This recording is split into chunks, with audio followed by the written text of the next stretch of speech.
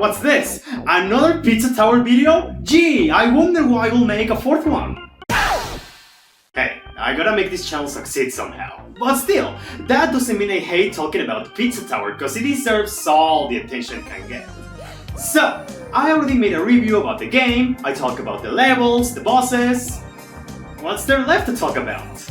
Well, you see, one of the many things I adore about this game is how much personality and charisma it has. There's rarely any words spoken in this game, yet it's harder to get attached to the characters and the world.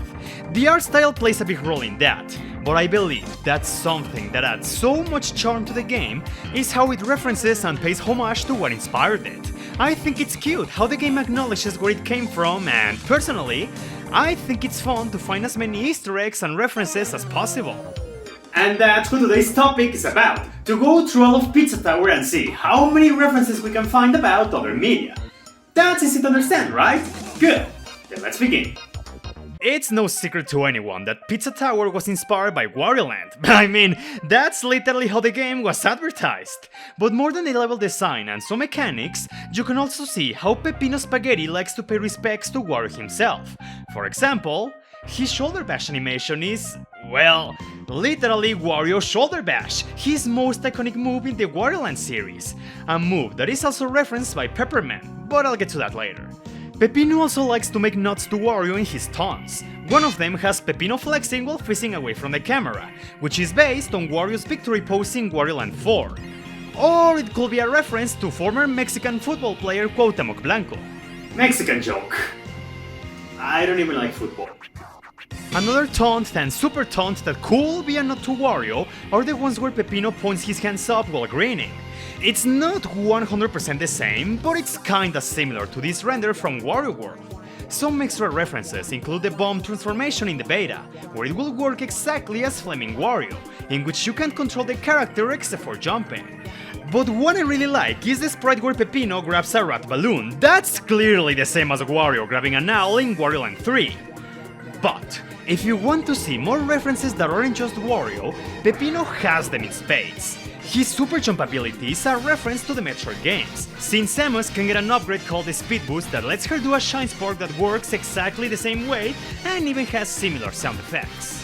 The Pepper Pizza transformation also references Metroid, since it works almost the same as the Screw Attack and Space Jump combo that lets Samus jump indefinitely in the air while also making her near invincible. One more technique that Peppino borrowed from someone else is his spinning pile driver, a technique also used by Zangief from the Street Fighter series, and he's not the only character from Pizza Tower who pays homage to Zangief, but we'll get there eventually. Speaking of Street Fighter, Peppino has a taunt where he strikes a menacing pose while facing away from the camera. This is also a reference to the pose Akuma does whenever he uses his Shun Gokusatsu technique.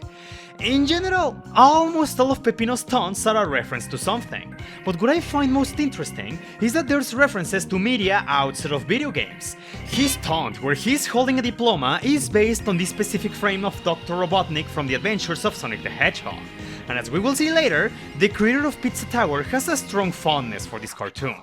Peppino's taunt, where he's seductively laying without a t-shirt and has a rose in his mouth, is a nod to the meme of "draw me like one of your French girls" that originated from the movie Titanic. He also has a taunt and super taunt where he puts his hand close to the camera while having a smug face. This is a reference to Daffy Duck in a suit, a meme mostly associated with JoJo's Bizarre Adventure and literally me copy pastas. And that's not all! Peppino also has some scrap taunts that didn't make the cut to the final version. One of them has him putting his hands on his hips while looking at the player. Seems familiar? This one is a no-brainer, even if you're not a fan of Sonic, you know of this pose. The Sonic Adventure 1 pose. This one is so iconic that even Peppino used to have it both as a taunt and super taunt. The final scrap taunt has Peppino reading "Promotion" right above him. This one is also based on another frame from the Adventures of Sonic the Hedgehog, where Robotnik gives himself a promotion. While these taunts didn't make it to the final game, at the very least we know why they were scrapped. The Peter Griffin and Sonic Adventure poses were removed due to McPeak wanting less direct meme references in the game. But the promotion removal is a bit more funny because McPeak didn't feel like finding a way to make promotion face the right way regardless of what direction the player taunts in. At the very least he was being honest. His idle animations also have something in them. The one where he takes out a cane and starts dancing is inspired by vaudeville, a theatrical genre born in France. He also has two animations where he does Italian gestures. The first, according to my Italian friends, means I don't give a shit, while the second is called Che vuoi, which is used to express confusion and frustration. In the game, Peppino has a few variations in his walking animations. In the first one, he's just walking scared. In the second one, when he reaches a combo of 25, he's a bit more angry. But when he gets a combo of 50, he's fucking pissed! But he also starts doing a seemingly random dance. Well, said dance is based on a clip from The Simpsons where Moe teaches funk dancing for self-defense. Ooh, ay, ah, ooh. Some final references worth noting are the Knight Peppino transformation from Pizzascape, which is obviously inspired by Arthurian legend. And finally, we have Mort the Chicken. Simply put, Mort the Chicken is the main character of a PS1 game of the same name. And how he got in the game is pretty interesting. McPig asked the creator of Mort the Chicken if his character could be in the game, to which the latter responded with, "Yeah, sure." And that's how Mort the Chicken got in the game without a single copyright issue. But if you want some extra love for the character, him spawning from wells is a reference to how all the levels in Mort the Chicken have him jumping out of wells. So, this is all I could find about Peppino, but don't worry, because there are still more characters to analyze. For example... Okay, now it's time to talk about the other playable characters, Gustavo and Brick. So, Gustavo has been described as being the Mario to Peppino's Wario from a personality standpoint, which is ironic when you consider McPig has stated Gustavo's catchphrase is, "I'm going to fucking kill you." By extension, this will also make Brick be Gustavo's Yoshi's equivalent, but in reality, Brick is based on Rick the Hamster, one of Kirby's animal bodies from the Kirby games, which is seen in how both characters can be mounted and are extensions of the main character's moveset. Gustavo and Brick aren't as packed as Peppino with references, but they still have a ton of fun Easter eggs, most specifically Super Mario World. Whenever they jump off a mushroom or an enemy, or every time they do their super taunt, their poses bear a striking resemblance to the cover of Super Mario World. One interesting animation is that every time they parry an enemy, Gustavo does this thing where he punches Brick in the head. This is based on a misconception that Mario hits Yoshi every time they do a tongue attack. Their taunts are also very funny and have some great references too. The one where Gustavo gives Brick a checkup could be inspired by Dr. Mario. The incredibly cool one where they cross their arms back to back is based on this specific render of Mario and Luigi. And the one where they are side by side smiling with their thumbs up bears a striking resemblance to Wallace and Gromit. But the most interesting one is the one where Brick gets replaced by a porcupine and Gustavo stares at him angrily. This is a reference to the beta of Pizza Tower, where it had a completely different playable character named Snick. Wanna learn more about him? I'll get there soon. Whether Gustavo is not together with Brick, he also has a few notable references. His heart animation is almost one-on-one the same as Mario in Super Mario World when he dies. And just like Peppino with his spinning pile driver, Gustavo also borrowed a move from Zangief in the form of the double lariat every time he attacks. Alternatively, this move is also similar to Rayman's attack in Origins and Legends, but since Peppino has the spinning pile driver, I think it's safe to assume this one is based on Zangief. Here's a fun one. In the beta of Pizza Tower, Gustavo will have a different role in which he will give Peppino pizzas to deliver to gnomes. If Peppino were to fail this task, Gustavo will get angry and beat him up, and one of these animations is an obvious reference to Dragon Ball Z when Goku goes Super Saiyan. One last reference I want to point out is that, in Pizza Tower, every time you get hit 10 times the TV will display a very creepy image, only getting creepier and creepier the more you get hit. Once you reach 60 hits, the TV will show this horrible version of a Gustavo animatronic, which is a reference to some concept art which could have potentially been a mechanic in Don't Make a Sound. Now let's give the spotlight to the bosses. Pepperman has an incredibly obvious reference I already mentioned. His shoulder bash move, one he shares with Peppino, that is obviously borrowed from the Wario Land series. But that's not all Pepperman does.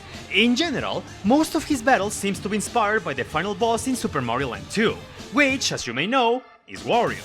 I say this because besides the shoulder bash, Pepperman relies a lot on using ground pounds, as well as having the battle take place in a castle filled with statues, and once he's defeated, he transforms into a smaller version of himself.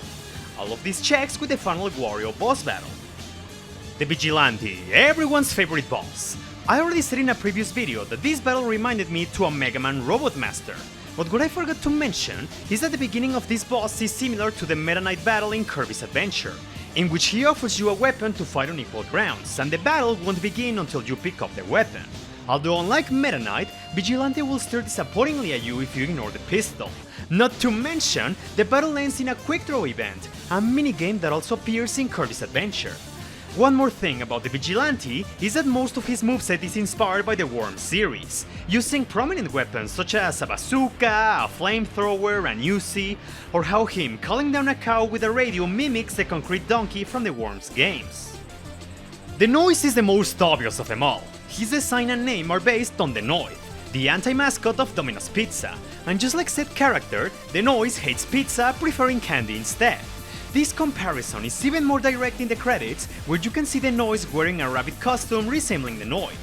According to McPig, the Noise is Mexican, a clear reference to this channel since it gives me an excuse to eventually make a sequel to my video of Latin American representation in video games.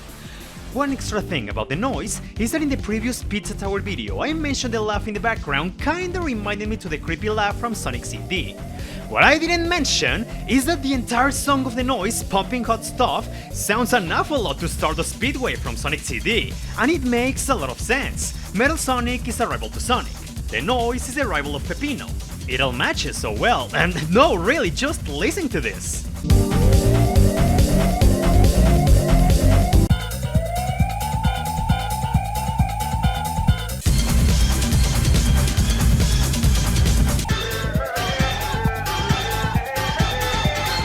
Fake Peppino doesn't have much in references besides, you know, the Peppino ones? But some I could spot include one of his super taunts that kinda resembles the scrap Sonic Adventure taunt from Peppino.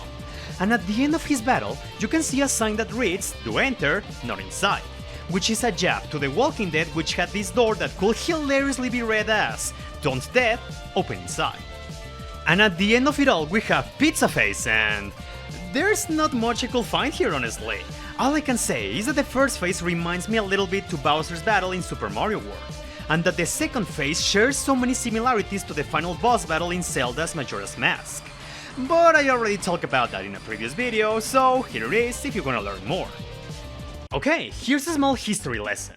In the Sage demo of 2019, Peppino wasn't the only playable character.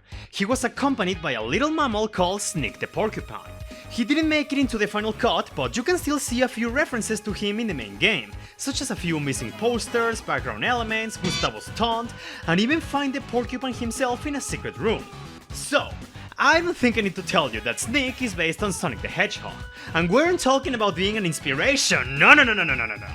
Everything about Snick, from his moveset, taunts, animations, they're all Sonic! He finishes levels by spinning a sign, he has the super peel out, his super jump turns him yellow just like Super Sonic.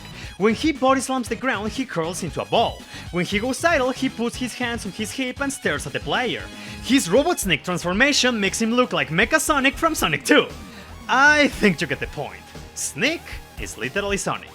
There's no other way around it. But you know what's my favorite part about him? All of his taunts also reference the adventures of Sonic the Hedgehog, but more specifically, YouTube Poop music videos. The ones created by user YTPs.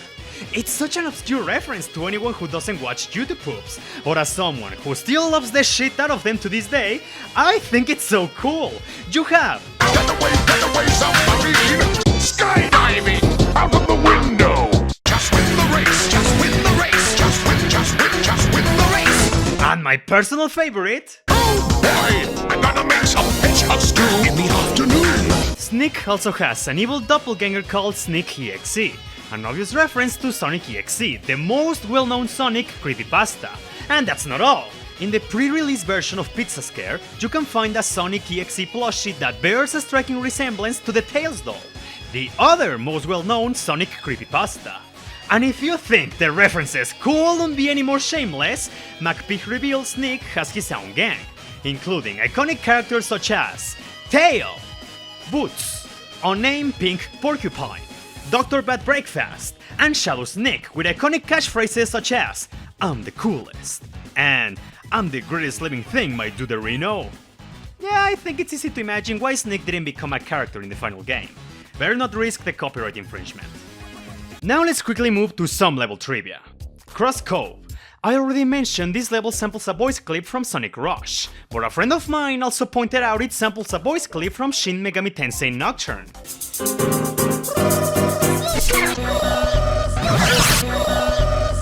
This is the last place I expected a connection to Shin Megami Tensei.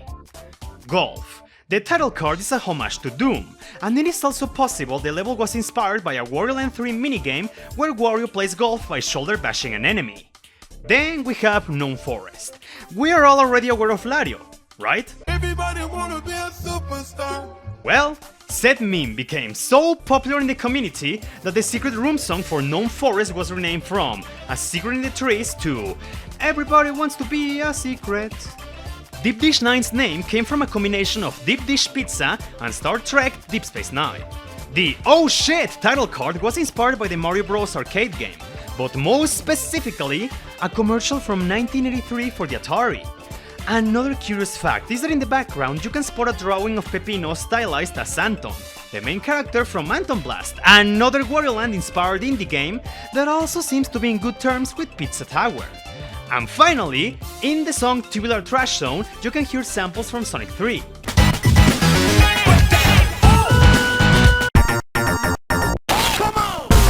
And at the end of it all we have Don't Make a Sound, being inspired by Five Nights at Freddy's. Which is so obvious when you take into account the Kids Pizzeria and all the animatronics trying to jumpscare you. Even in one of the backgrounds you can spot a hanging costume with eyes and teeth popping out, which references the game over screen from the first Five Nights at Freddy's game. Even at some point they considered using 3D models for the jump scares, but in the end they didn't make the cut due to performance issues. But what is more interesting about all of this is that McPeak himself has confessed he has never played a FNAF game, yet that franchise got a ton of love in just one level. In the same background as the Pizza Boy costume, you can also spot a box that says Intentionally Uncanny Pizza Boy Popsicle, which pokes fun at licensed size pops such as SpongeBob or Sonic being completely misfigured when compared to the packaging. But without a doubt, the best Easter egg of them all is that when you get jump scared by the monsters, there is a small chance that you'll get an image of Peppino and some topping monsters celebrating Oktoberfest, the most important German celebration of the country. The achievements, or chef tasks, are also jam-packed with references. The spherical achievement, first of all, God, I love this image, it's the funniest of them all. Second, It's spherical! Spherical! alive and well bears a striking resemblance to the American Gothic painting. But I also can't stop thinking about how the guy next to Peppino looks exactly like Wallace. There can only be one from Peppibot Factory, the Terminator. Simple as that. Ice Climber. The name itself says it. Cross to Bear from Pizza Scare is a reference to the Grand Cross Attack from the Castlevania series. But my favorite achievement of them all is, and this is my gun on a stick. A reference to Evil Dead Army of Darkness, where main character Ash Williams says the iconic line of, "This is my boomstick."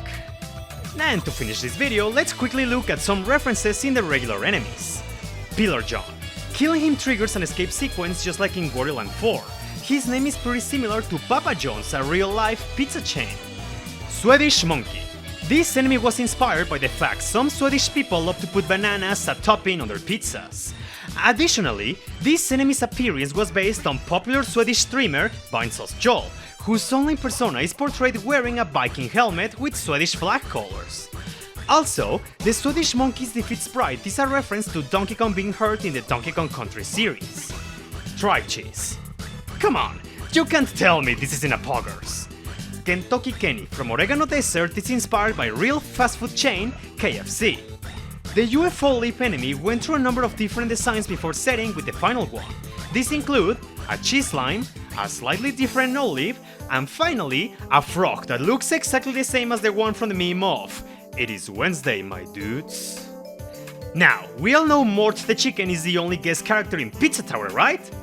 Wrong. The Gnome Forest enemy Pickle actually originates from a different game called Memoirs of Magic, under the name of Roper. Same way as Mort, McPeak asked the creator of the character if he could use the enemy in the game, to which the latter simply replied with, "Yeah, sure, no problem." The Golf Demon enemy's upper half is based on Demon, also known as Pinky from Doom. The lower half is from the Baron of Hell. This is supported once again by the fact that Golf's title card is also a Doom reference. Handcuff. They reference how cops look in real life. The ninja slices are supposedly inspired by the Teenage Mutant Ninja Turtles, which will make sense when you consider the fact that they appear in Oh Shit, a Sewers level. Mr. Pinch seems to have been inspired by the designs of Mr. Burns from The Simpsons and Scrooge from A Christmas Carol. And speaking of Christmas, fake Santa's behavior was inspired by the Lucky 2 enemy from the Mario series. Concept art of the game even claims he is, and I quote, worse than Lucky 2. And finally, the Peppino clones from War could be inspired by the final level of Metal Slug 3, where clones of the main characters will attack the players. So, what do you think? Which reference is your favorite? Is there one do you think I missed? Then by all means, let me know in the comments. I really like seeing stuff like this because I think it's cool when a game pays respects to what inspired it, but how it still manages to carve its own identity. This just goes to show that Pizza Tower was the result of hard work, love, and inspirations. But anyway, thank you so much for your time, I really hope you enjoyed the video, and if you want to support the channel, you know, liking, sharing, commenting, subscribing, Patreon, or even checking my other content, that will mean so much to me. I know most of you are here for the Pizza Tower content, but please, I also invite you to check the other things I have to offer too. You never know, I might push you to try something new to fall in love with. And will you do that? Have a wonderful day, and take care! I'll see you next time!